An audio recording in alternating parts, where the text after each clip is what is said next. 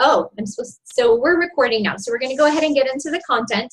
So evaluating and managing internal fantasy worlds can be challenging. We all fantasize in some way, shape, or form. Sometimes it's really productive, and it's, like we're building a house right now.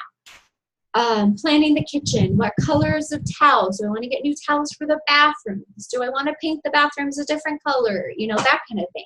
So there's this progressive planning ahead, this, nurturing of the potential for the future. And then there's fantasy, which is based a lot in emotion. And there's usually a lot of emotion tied up with fantasy. Now, when I'm planning my kitchen, my new kitchen, I'm excited. It's kind of cool. I can't wait. But when I am in fantasy about a conversation I want to have or about an event that's coming up, there's a lot of emotion and often a lot of anxiety that'll come up. Fantasy is either a lot more stressful or a lot more anxiety producing. It might be a lot more sexually arousing. And that's kind of the fantasy I work with a lot of the women I work with, a lot of the spouses I work with, whether or not it's in the sexual field, but just in getting out of that fantasy and not being distracted from our lives. So being able to evaluate and say, okay, this is just me planning. This is me thinking ahead and creating something better for myself. Because we're progressive beings, especially as women. We always want to improve what's going on in our lives and around us. And then there's the part where we're thinking about things that aren't necessarily going to come to pass, things that are creating distraction from our day-to-day life, things that are causing a lot of stress and anxiety. Even thinking about something that might happen in the future that's stressful is a form of fantasy. And I say that because we don't know what's really going to happen. So let's say we're going to go to our high school reunion, 10-year high school reunion, and we're getting ready to go, and we're thinking about, oh, there was this guy I really liked, and maybe I'm going to see him there, and maybe we'll go out, maybe we'll both be single still, and we'll go out. Or, there was this girl who gave me so much guff in the locker room, or on the team, or whatever, or so my best friend, and what's that going to be like? So we stress and worry about that, but what we're doing is we're actually borrowing stress from the future, bringing it into our present, and then when we get to the future, we've already dealt with a lot of fantasy and stress about it, so we're really ramped up, we've got these ideas how it's going to go, and unfortunately, because we're such great creators, we often create the very situation we were worried about coming to pass because we expected it, because we had planned it in our minds ahead of time. So that's where it's really important to evaluate those internal fantasy worlds and go, okay, what am I creating with these thoughts? Is it moving me forward? Is it helping me progress? Or is it causing a lot of intensity that I don't need and a lot of worry that has nothing to do with where I'm headed or where I'm actually going? Okay. And then a lot of times when we're thinking about a conversation or a relationship, there's often a need for us to be honest with another human being, whether it's to own something that we've done or whether it's, hey, you did this and I felt really used, I felt really hurt. So it's really important just to be honest, to learn to be honest without causing harm. And the way that works is being really clear about, what am I trying to do right now? What am I trying to get out of this situation? What am I trying to create right now? And being sorry, hey, Debbie, if you could mute, I just saw you got on, welcome. If you could go ahead and mute, that would be awesome, just in case there's any background noise that comes up. Okay, so being honest without causing harm, getting really clear about our motive. What do I want out of this? Do I want to improve the relationship? And if you do, that can help guide you. It's important to be honest, and sometimes we can be too honest, but also, so it's important not to, be too honest and hurtful. People don't need to know that we may have had a dream about strangling them. So let's not tell them, hey, by the way, I had a dream last night that I strangled you. Don't tell them that. they get, people kind of get their feelings hurt over that, which I think we could all understand. But telling them, hey, I felt really frustrated. I've got some angry feelings, but our relationship matters to me, so I'd like to work this out. Are you open? Validating them, validating the importance of the relationship before moving into the discussion of what you're thinking or feeling is really important. And before giving another adult advice, and I talk about this in my book, before giving another adult advice, it's really important that we ask their permission. So it's one thing to say, hey, when you took my car without asking, I was really upset. And then you got in a car accident, and I seriously considered just like reporting it stolen. And then you called me and I found out it was an accident, and I was so angry. That's completely acceptable. But to then say to the person, if you want to keep friends, you're going to need to do this, and you're going to need to do this, and you're going to need to do this. No, we don't do that. Those are not good boundaries. Honesty is, here's how I felt, and here's how I would like our relationship to be moving forward. In the future, if you want to borrow my car, I'd like you to ask me first. In fact, you need to ask me first. And if you get in a car accident, I need you to know that you will be financially responsible. I have a $500 copay. If I let you borrow my car again in the future, after you have asked me, I will have to have you cover that $500 copay, just like I did this time, but this time it's caused a lot of tension between us. I need you to understand that that's just how I work. I didn't cause the accident. I didn't take the car. If I had taken your car and caused an accident, I would be making this payment, and just helping people by first validating the relationship and then sharing with them our truth, what's true for us and what we're feeling. Okay? Let's see. I'm going to come back to this one. And sometimes in these relationships, we might find out or discover, hey, this relationship is not really good for me. It's not good for me, or it's not good for my kids. And, we're talking romantic or friendships, but I'm also talking about sometimes family relationships can be really toxic, and kids pick up on that. Kids are impacted when their parents are attacked by a toxic family member. Children are affected. They're impacted. There is a result there that needs to be talked about with the kid. So deciding if a relationship is best for you is something that can be hard, but at the same time, if you're willing to have those conversations, if it goes really well, that's more information. Okay, she can't take my car. She's paid the $500. She's promised she's never going to do it again. And in fact, she paid me an extra couple of $100 just because she feels really badly. We can move forward. This relationship, I think, is going to be okay. Or, hey, she got really angry. She slashed my tires. She egged my house. Okay, that's more information. The conversation, if someone slashes your tires afterwards, no matter what we might think, it didn't go well, especially not for us. So that's more information. Do you want to keep someone in your life who will egg your house and slash your tires? Yes or no? And it's okay to then put those people at arm's length, or even, I say, okay, he's 2 arms lengths away, which means that's further than a stranger. I let strangers in a little bit closer. But if someone has slashed my tires, okay, they need to stay way out there in the periphery. I've got, you get the people that are really close to you, that really know you, that you talk to, that you really trust. And then we have those people that we like and we feel pretty safe with and we hang out with. And then we've got people further out that we may not have as much interaction with, but we still know they're out there and we're still okay with them. And it's not, we don't necessarily feel unsafe. We may not feel either way. There's just these people out here that we know, that we like, that we're getting to know, and they might be moving in. And then there's another layer, and those are the people that have proven themselves to really be unsafe. These are the people who slash tires. These are the people who egg our houses. We're not going to invite them.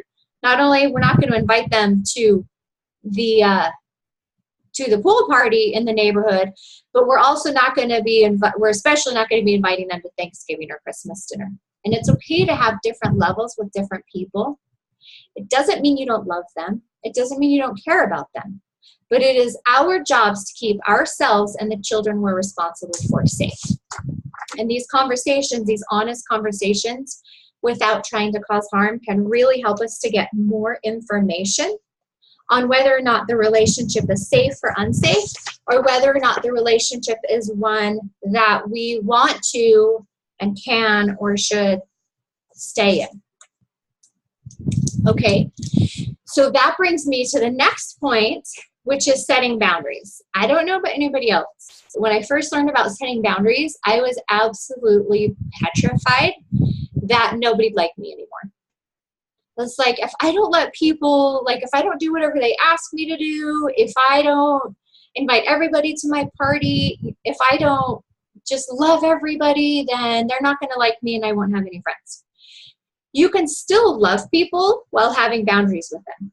In fact, boundaries are a sign of love. If someone is willing to set a boundary that says, hey, okay, I care about you, I care about our relationship, this way you're treating me, I'm not feeling that care and love back. In fact, I'm feeling used, or I'm feeling taken advantage of, or I'm feeling bullied, I'm feeling bossed around. Being able to have that relationship or have that conversation gives us more information. And that information we will take to use to determine, am I safe? Do I want to stay in this relationship? And either way, what will the boundaries look like? Maybe the boundary is, okay, Uncle Harvey, he makes comments that make me feel really uncomfortable, sexual comments when I'm around him. And I don't want to, so we're not going to invite him over for dinner anymore. We will just see him at the family Christmas party, and we'll just kind of keep our distance. We'll say hi, Uncle Harvey, but we're going to eat at a different table, you know, that kind of thing.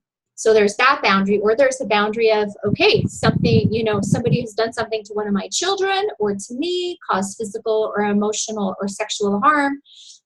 They're no longer allowed at our house. Our kids will not be around them. Our kids certainly won't be left alone with them.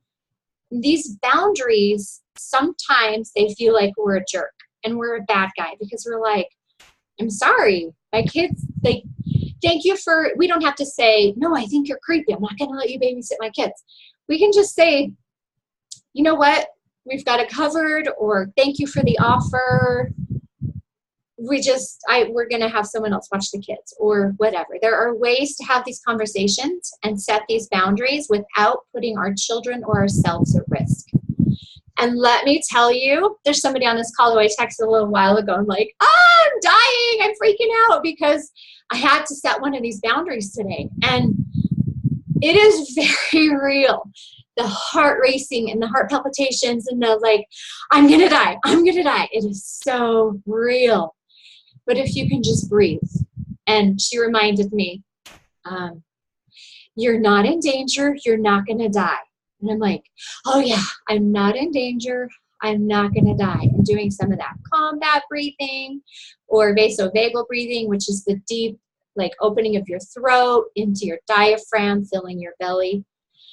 Just doing some of that breathing and calming down, and remind yourself, it's okay that I set a boundary.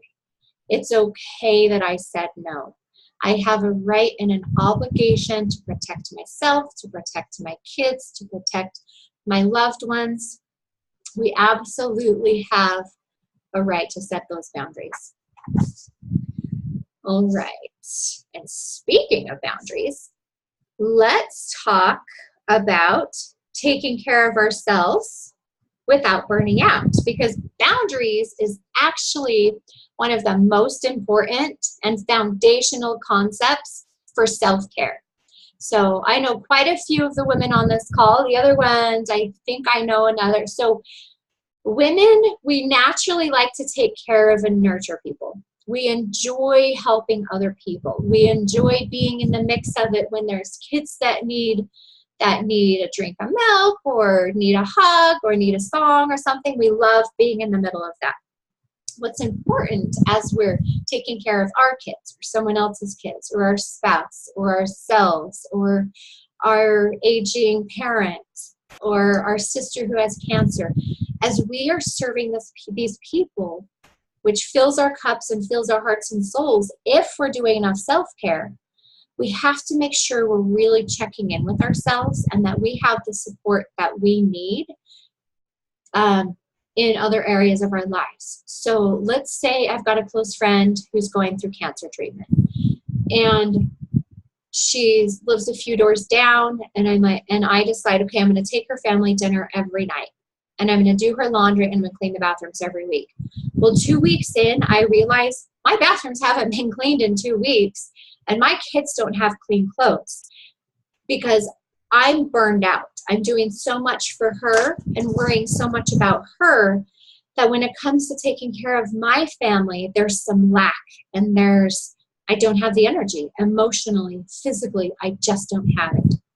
And that's when it's okay to go, hey, I'm going to bring you dinner twice a week or 3 times a week. Or, hey, why don't you send the kids over and I'll just feed them here with my family and send them and walk them back to you and bring you a plate of food for if you feel like eating it. So these boundaries that we set that help us to take care of ourselves are critical because we cannot serve other people. We cannot truly help other people if we are not taking care of ourselves. Someone who's irritable and cranky and tired and doesn't want to deal with people is not going to be any good for their friend who is crying and devastated because she's losing her hair and going through chemo and she's not even sure it's going to save her life. So I hope that kind of makes sense, that as we take care of ourselves, it really improves our capacity to love and care for and nurture others. Okay? And then, so now we're going to backtrack a little bit. So as some of you may know, I work a lot with women in addiction recovery, in sexual, romantic, love-based addiction recovery, pornography addiction, love addiction, all of this. And in working with these women, I've noticed that it can become very, very easy for a lot of us as women to actually get into these fantasy worlds I talked about. And if we don't have boundaries mentally and emotionally around the men or women, depending on who we're attracted to, that we're around, we will struggle to keep progressive relationship thoughts like, hey, I'm going to call and see if she wants to go out to lunch next week. I'd love to connect more with her. We will struggle to keep those kinds of things in a healthy space, and we'll start to imagine conversations. We'll start to daydream and ruminate, and it can become really unhealthy. Now, this is not an issue everybody has. And some people with certain traumas or abuses or neglects might be more likely to have these issues and concerns. But I'd like to address them because with just a slight tweak, they can apply to a lot of people. So the first one being understanding why we turn to these unhealthy romantic and sexual fantasies or interactions or even emotional affairs, which will then lead sometimes to physical sexual affairs. And the reason is manyfold, but 2 aspects of this that I want to cover are we're not taking care of ourselves mentally and emotionally and maybe physically. Like if we're living on high carb, high sugar, high salt foods all the time, all we're doing is feeding our amygdala. We're not really feeding the rest of our brain that needs proteins and needs healthy fats and needs vitamins and nutrients. And also, if we're not taking care of ourselves, we don't have boundaries. And if we don't have boundaries out in the world out there, we don't have them internally. So being able to look at, hey, if someone asks me to do something and I truly feel I can't do it, can I say no? Can I say, I would love to bring cookies, but they're going to have to be store-bought? Or I would love to be cookies, but I just can't do it this week. I'm so sorry, but feel free to hit me up next time.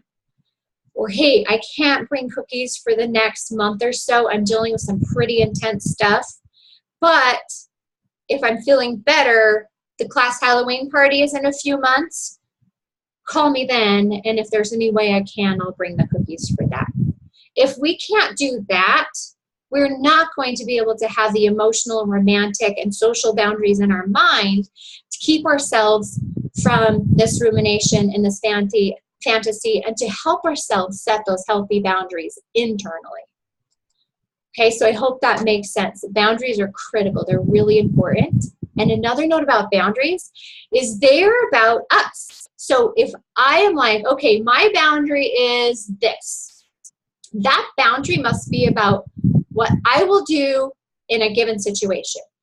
It can't be about, oh, hey, Marianne, if you do this and this, then you have to do this. It can't be like that. It has to be, okay, if someone comes at me yelling and screaming, I am walking away without saying a word. Or if someone comes at me yelling and screaming, I instantly call 911. Not, if someone comes at me yelling and screaming, they better stop it. Like, yeah, that's true. People should stop coming at us yelling and screaming, trying to, swinging and trying to fight. That's true. That's not a healthy way to handle things. And it is just as hard to control that person who is yelling and screaming and might come in swinging as it is in that moment, as it is to control another person at any other time. We can't make our children be a certain way. We can't make them believe what we believe or live as we live. We can't force them, because I can't get my kids to fold their clothes. So my boundary is, if you're not going to put them away nice and neat in the drawers, I'm not folding your clothes for you anymore. And you know what? We have 4 boys, and now they're all teenagers. One of them folds his clothes. He folds his clothes and puts them away. The others still cram them in their drawers. And I'm like, do you know what? I don't see it. I don't think about it. And I don't fold your clothes anymore. So that was my boundary. I wanted to force them to fold their clothes and put them away nice and neat because I think that's how it should be done. But good luck convincing a teenage boy that that's how it should be done, right? I know even when I was a teenage girl, my mom wanted me to hang my clothes up. No, if I didn't want to, forget about it. I could lay them lengthways on the bottom of my bed. It wouldn't get really wrinkled. Didn't bug me. I didn't know what her problem was. So I'm hoping that this is resonating with you guys and making some sense. All right. So, so with the emotional affairs and such. So on the one hand, it's not having boundaries is why we go into emotional, or not having like self-care, which is also a part of boundaries, is why we go into emotional affairs or romance or anything. Like, we all get distracted with something. Like for me, like Netflix binge on Numbers every day of the week, if I could, right? I love to watch that show. We all have some Netflix or Hulu or Amazon Prime or TV series we've got on DVD or whatever that we love to watch, or a book, another book we want to read, or another class we want to take. There are ways we all distract ourselves and spend time unwinding, relaxing, that kind of thing. The trouble comes in when we spend time doing that we should be spending doing something else, whether it's grieving or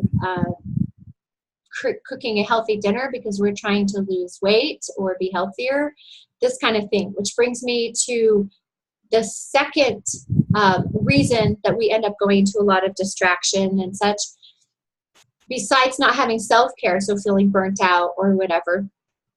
Wow, I just totally lost my train of thought. That's really awkward when you're live.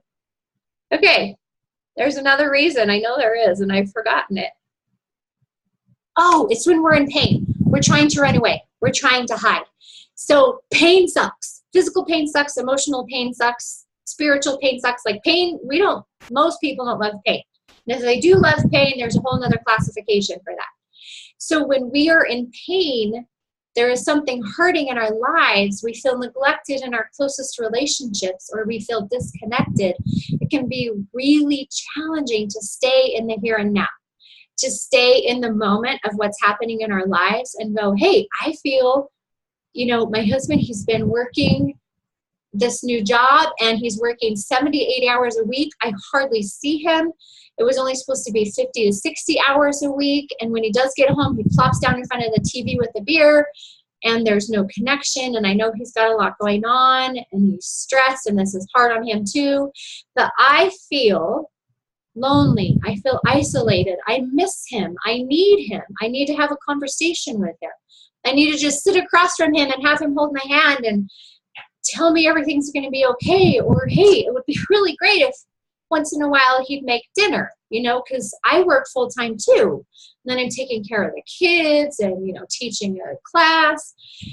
So understanding that when we have pain, we tend to be more likely to distract ourselves, whether it's with romance novels or the latest Netflix series, or going out with the girls every night of the week. Even things that can be really good for us, like going out with our friends, hanging out with the girls, chatting, having someone to talk to. The important part is, managing it responsibly. And oh, can you go ahead and mute for me? Oh, there it is. Gotcha. I got you covered. Okay. The important part is to remember. Anybody remember what I was talking about? We gotta speak up. We gotta tell them what's going on. Hey, hubby, I need some support. I need some love from you. And having those honest conversations that are not attacking, so they're not hurtful. Hey, you mean a lot to me. I love you so much. You're my best friend. And I haven't seen you in 2 weeks. And my heart is starving. And it hurts. And I miss you. And can you please make some time for me? I really need a couple of hours without your cell phone, without any alerts, just me and you. And I just need to talk, hang out. I just need to know that you're here and you're available for me. So working through that pain and being able to language it and share it with the people we love can really help. And finding support that we can talk through it with, having a couple of women or a mom or a dad or somebody you can call and say, okay, I'm really angry at my husband. I want to rip him a new one. I know I'm not supposed to do that, but I just need to tell somebody how hurt and lonely I feel. And then letting them hear us and hopefully validate us and say, yeah, that sounds really hard. I think I feel the same way. What are you going to do? And empowering us to find answers. Hey, I'm going to have a talk with him. I'm going to say, I really need to go to a movie this weekend. Movie and dinner without our phones. I'll get the babysitter. Can you please just show up? Being able to have that communication, get that validation from another friend can be so important. So, so important. And it really helps us to go, okay, my amygdala is freaking out. It says, I'm lonely. I miss my husband. Therefore, I'm going to die. I know that sounds kind of dramatic, but there's this very real space when we feel neglected and lonely or attacked that our amygdala does not know the difference between a saber-toothed tiger 300, 400, 800,000 years ago and my cousin just yelled at me. Our brains do not know the difference unless we teach them. Our amygdala thinks everything is a life and death situation. And if we survive till tomorrow, our amygdala is like, yeah, I rocked that day. I saved our lives again. We woke up today, everything is good, let's do the same thing over again. But we've got to start to think up here in our frontal lobe, because this is where good decisions are made. This is where relationships can be saved or evaluated. You cannot evaluate anything with your amygdala, which as soon as it sees a threat says, we're going to die unless you run or fight, right? So getting that amygdala to kind of calm down by using our frontal lobes, by thinking through it, by using our language, which for women is outside of the amygdala and move forward a little bit. For men, oddly enough, until they hit about 20s, 25, it's actually in the midbrain with the amygdala. That's why communication is so hard with teenage boys. Like, it's almost impossible. And like everything sounds kind of aggressive from them because their amygdala and their language center are next door neighbors, and it's kind of intense.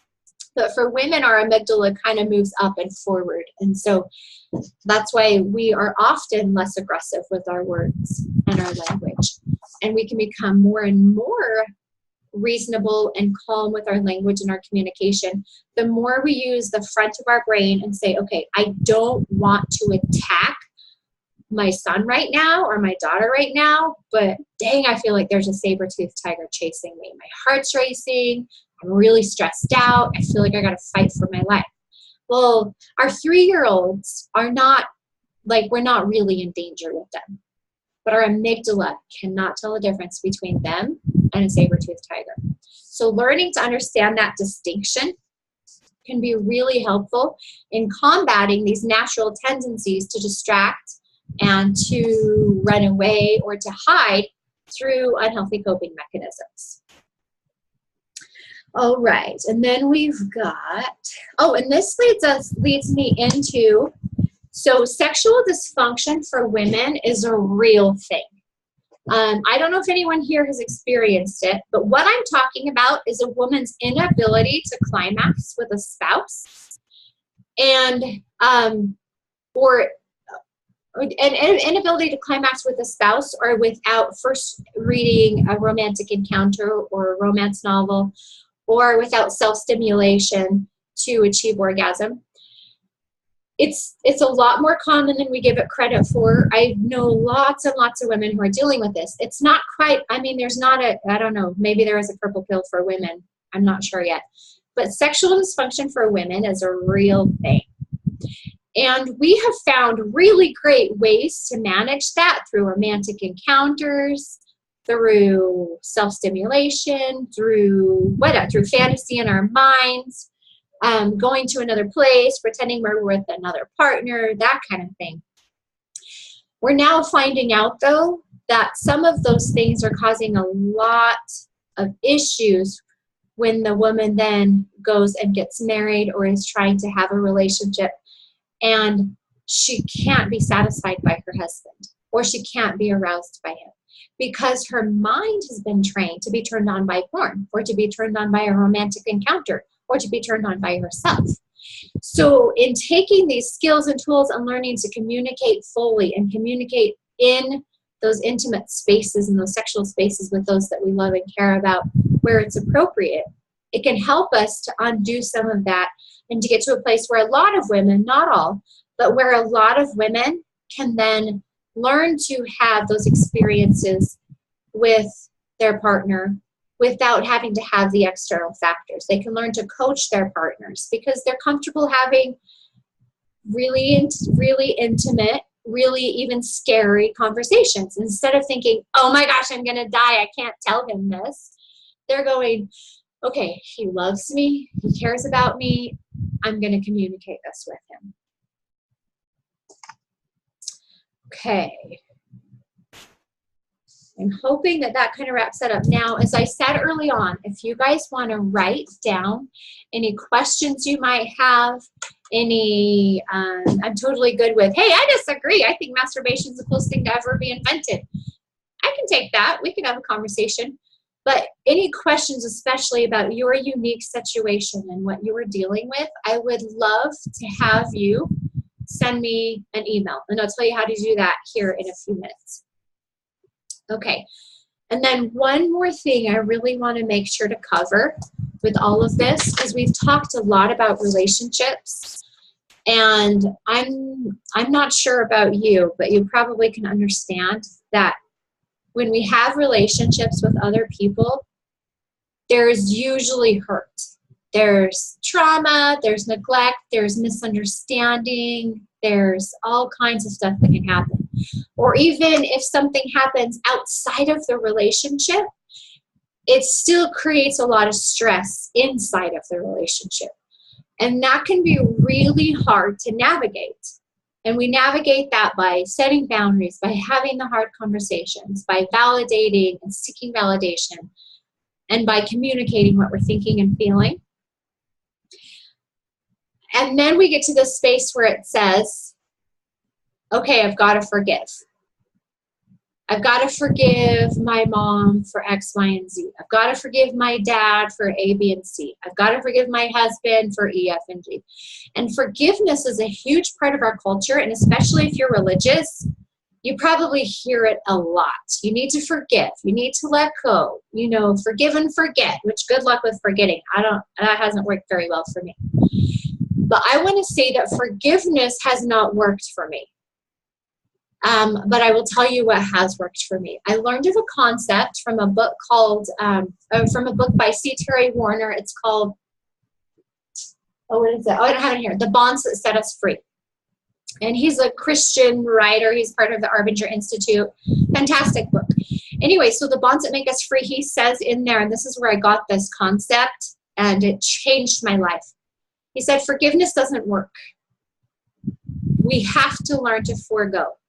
And foregoing means recognizing that I have made mistakes. I have hurt people. I have seriously screwed up. For some people, I may have caused so much pain that maybe they can't ever forgive me. Maybe it's really affected their lives. You know, I've talked with men who have assaulted women and are really regretful, and they're like, I hate what I did. I was stupid. I was drunk, but I can't take it back. And she's a mess. And I don't know how to fix this. Well, the truth is he can't fix it. And he's also in a space where he can't forgive himself. But if he can recognize on some level that he's not the same person, that there were external forces and internal forces and things that he needed to have better control of, things that shouldn't have happened. And yeah, now he cannot undo what happened. And then going to the other side for her, getting to a place of, I can't forgive. I hear that a lot with things like this. I can't forgive. I can't just forgive and let go. It doesn't change that it happened. And that is so true. It doesn't change that it happened. And forgiveness can be really hard to give. However, I found getting to a space where I can say, I'm not going to hold this expectation. My boundary is I will no longer be around you. I will never let you close enough to me to harm me again, intentionally or willingly, right? And I'm letting go. But more than letting go, I'm seeing this as a really horrible event that happened for me. And if we can get to a place, and this is like way leveling up. This is after lots and lots of recovery work, lots of work. If I can get to a place, and I have done this, and it's hard. If I can get to a place where I don't see him as a monster, but I see him as a human being who is really stupid. And I'm going to set boundaries, and I'm going to keep myself safe, and I'm going to fight hard next time if it happens again. But I am not going to judge him. I might still report it and try to send him to jail. Absolutely, that's different. I still need therapy. I still need to talk to someone. I still need to work through my pain. But the ability to forego the expectation for his remorse, his sorrow, his apology, while it is really hard, being able to do that is so incredibly freeing. I could not forgive. But when I came across this concept of forgo, and mind you, it took me a year and I had to reread the whole book all over again with this concept of foregoing in my mind. And I was able to get to the end of the book the second time and go, I can really let go through foregoing my need for justice. Now, that doesn't mean not reporting, not seeking earthly justice. But for me, like, I want to shoot him in the head. He hurt my kid or whatever. Me going, I'm going to let go of that, and I'm going to trust God and the authorities, and that one day he will have to rectify for what he has done. And again, not super easy, but also very, very powerful. And with the right support and the right love in your corner, you can do this. And not all of us have really big, horrible things to forgive or forego, right? But we all have something. It's entirely possible. And that forgiveness or foregoance or letting go does not mean without boundaries, does not mean without legal action, does not mean any of that. It just means in my heart, I'm not going to let him keep hurting me. I'm not going to let him have that power anymore. So that is the last message I had that I wanted to share with you all on this whole, recovering love, because the love I was just talking about in that foregoing, that's a love for yourself. That you don't have to love the people who have hurt you. You need to accept that they're human beings and they deserve, we can't just go around shooting and killing people when they hurt us or being horrible to them. We also don't have to completely let them off the hook. And because we get to have boundaries, and ultimately, all of this comes down to, what can I live with? What boundaries can I set? How can I protect myself in the future? And how can I dig deep enough and find a love for myself that says, you don't get to cross these boundaries anymore. And setting those boundaries saying, hey, little brother, love ya. You cannot come into my house yelling and screaming at my kids. It's not acceptable. Okay, you're a 25-year-old man. You need to manage yourself and leave my 4-year-old alone. Okay, so I hope that's making sense. I hope that the examples are resonating with you and you're seeing how this can apply to your life. And again, so now I'm going to go ahead and share with you how you can reach out to me if you have questions or you'd like to chat. I would love to talk to you. Here, let's do this. So you can send me an email. I'm going to give you an email and I'm going to give you a link to my schedule. And I don't have like anything fancy. I have this. Can you guys read that? That's an @ sign. It doesn't really let you know it's on. It's Lacy, Lacy, at herrecoveryroadmap.com. So Lacy at herrecoveryroadmap.com. Okay, so you can email me there and I would love that. Or if you're like, okay, some things come up, I want to talk about them. If you're like going, okay, I think I might want to, you want to find out if we might be a good fit to work together. Or, hey, I know about this resource I'd love to tell you about. All of that sounds fantastic. You can just go right to my schedule. My middle name is pronounced Elena, but it's spelled kind of wonky. We're Swedish. So it's LacyAlana.youcanbook.me. So LacyAlana.youcanbook.me. The exclamation point is just me being excited because I just get excited all the time. So I hope this has been helpful to you. I'm really grateful that you registered and that you showed up here to this webinar, that you're showing up for yourself.